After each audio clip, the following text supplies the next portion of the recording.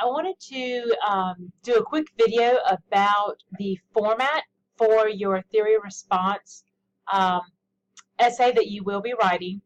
So let's just review real quickly the assignment sheet so we know what is expected of us. So in your theory response, you need to write 6+ pages with a title page, abstract, and reference pages. I know I stated in an earlier video, but I want to reiterate. Your title page, your abstract, and your reference page does not count towards your 6+ page limits for this essay.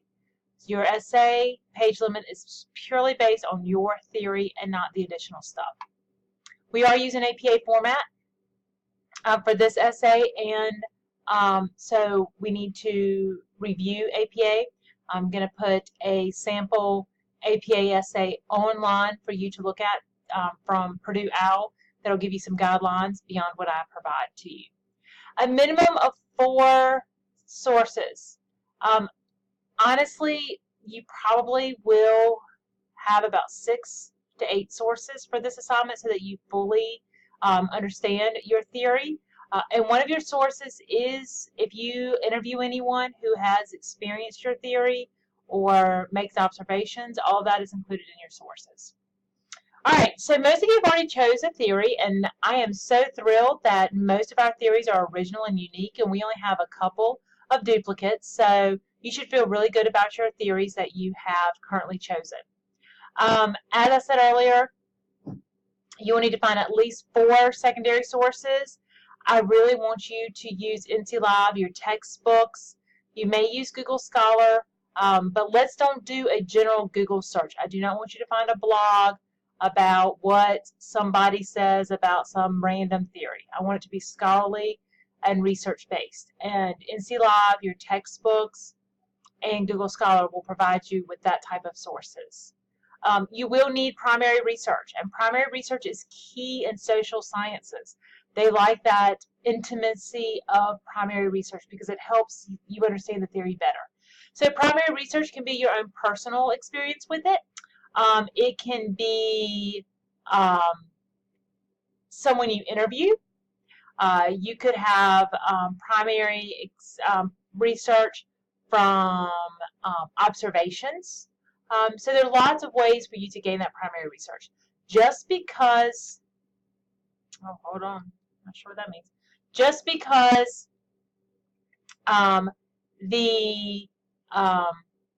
you don't have to experience it yourself, I guess is what I'm saying. You don't have to have a particular issue that you're looking at that's a theory. Now, if you're doing nature versus nurture, which I think was the one that a couple of people are doing, you can look at your own upbringing, you know, versus maybe the way your siblings turned out or something like that. But you don't have to have that kind of thing.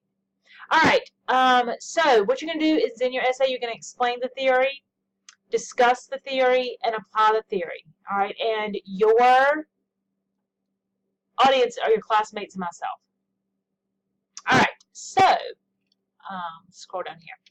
Yesterday, I created this theory response essay template, and I just want to share it with you because I want you to fully see what is expected of you. Okay, now, all you have to do with this template, if you want to use it, I strongly recommend that you use it, is go to File, make a copy, rename it, click OK, and it's there for you to use. Then you can, like, take this, type over it, here is your title, type over it, your name. You wouldn't type over National Community College because it's already there. And then your abstract. Okay, so remember, in your assignment sheet, it said that you had to write 6+ pages. This does not count as a page, okay? Does not count as a page. Your abstract should be 1 paragraph in length and shall not exceed 300 words. All numbers in this paragraph should be typed as numbers and not word format. That's APA required. There's no indentation, so you just start flush left on the right-hand side. All right. The abstract should be an unbiased summary of the information that you discovered about your social sciences theory through your research and observations. You should allow your reader to preview the information. The reason for an abstract in the social sciences is most social sciences reports are huge, 25, 30, 45 pages long. So the abstract lets someone like you or I look at it and be like, this sounds interesting, or gosh, I do not want to read about that at all. It sounds incredibly boring to me. And so they only had to read a little bit.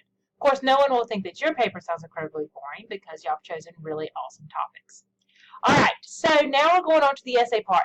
This is where your page count starts. So even though it says 3, it's really number 1. All right, so you have your running header, the title of your page.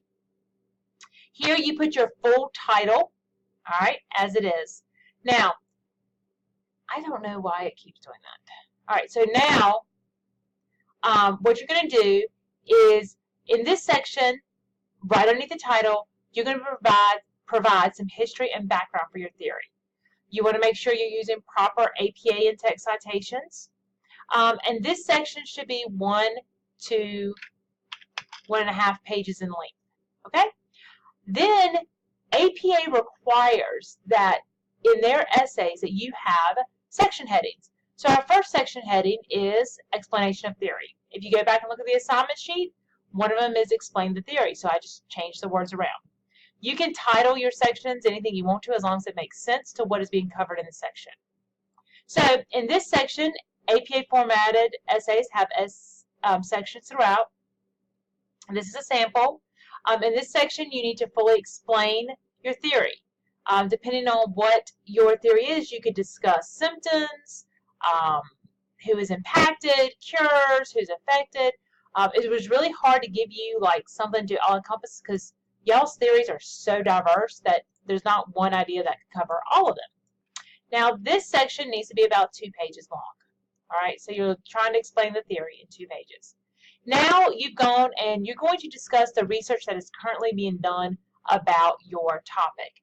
So what are the researchers researching? Are they trying to find new therapeutic techniques? Are there new cures? Are they revisiting things? All right, and this is 2 pages in length. Your third section, and again, you can name yours whatever you want to. You might even have subsections depending on what your topic is. So in your third section, this is theory in the real world. So this is where your personal experiences, observations, interviews comes into play, is in this section. And this section only, all right, you can use first person personal pronouns. So I, me, we, you, not you, but I, me, we, all those good ones. So in this section, you want to be about 1.5 pages in length. All right. So if you follow the suggested page length guidelines throughout, then you will have a perfect essay, and it will meet the page requirement. So there's one section I forgot was the conclusion, and in this section, you will tie up all loose ends and make connections between like I'm typing and talking to you all at the same time. Make connections between the research and the personal findings. So in this section, you want to show how the research compares to what you have experienced or someone else you've experienced. Type all those loose ends. And this one needs to be about 1/2 page in length. Your conclusion doesn't have to be very long, but it does need to make connections between the research and your findings. That's very important part of the whole APA format. All right, so after that, you have your list of references. Now, if we were still doing MLA, this would be your works cited page, but we're not. These are references. And you will list them in alphabetical order and proper APA format. All right, so that is all that is required of your essay. Please make sure that you follow the correct format. If you have any questions, let me know.